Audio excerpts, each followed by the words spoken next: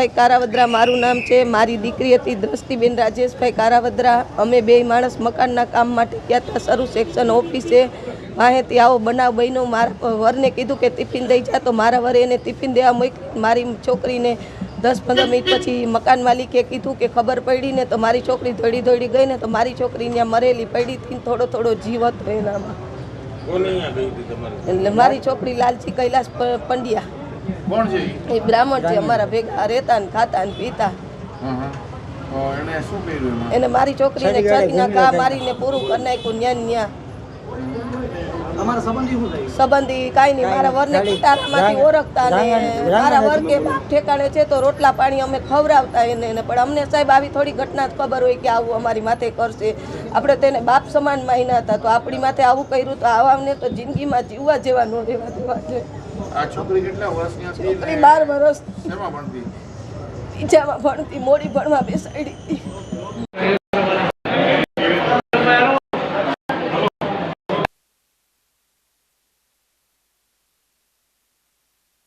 અત્યારે જામનગરના ગુલાબનગર વિસ્તારમાં એક 12 વર્ષની બાળાની હત્યા બાબતની એક બનાવ ધ્યાનમાં આવેલ છે। બનાવની વિગત એવી છે કે એમની વિસ્તારમાં જ રહેતા એક લાલજીભાઈ પંડ્યા કરીને એક વ્યક્તિ છે, જેમના ઘરે એ બેન ટિફિન દેવા ગયા, બાળકી ટિફિન દેવા ગઈ હતી। ત્યારબાદ તેની બેનને જાણ થઈ કે આ એમની બેનની, નાની બેનની આવી રીતના હત્યા કરવામાં આવી છે। ત્યારબાદ તેને આ મધર અને બેન દ્વારા બેન બાળકીને હોસ્પિટલ લાવવામાં આવી અને ત્યારબાદ અહીંયા હોસ્પિટલના હાજર સ્ટાફ દ્વારા એવું જણાવવામાં આવ્યું કે બાળકીની મૃત્યુ થઈ ચૂક્યું છે। આ બાબતની ફરિયાદની તજવીજ ચાલુ છે, તેમજ આરોપીને શોધખોળ માટે તમામ જિલ્લાની એલસીબી, એસઓજી તથા city B division police, A division police તમામના ડી સ્ટાફ તેમજ તમામ સ્ટાફ આમાં લાગેલ છે। અલગ અલગ ટીમો બનાવીને ચાલુ છે, તેમજ આરોપીની શોધખોળ હાલ ચાલુ છે।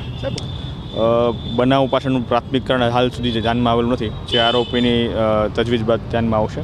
તેમજ હત્યામાં છરીના ઘા મારવામાં આવ્યા છે, જેમાં શરીરના આગળના તેમજ પાછળના ભાગે, વાંસાના ભાગે આશરે 13 થી 14 જેટલા ઘા છરીના મારવામાં આવેલા છે।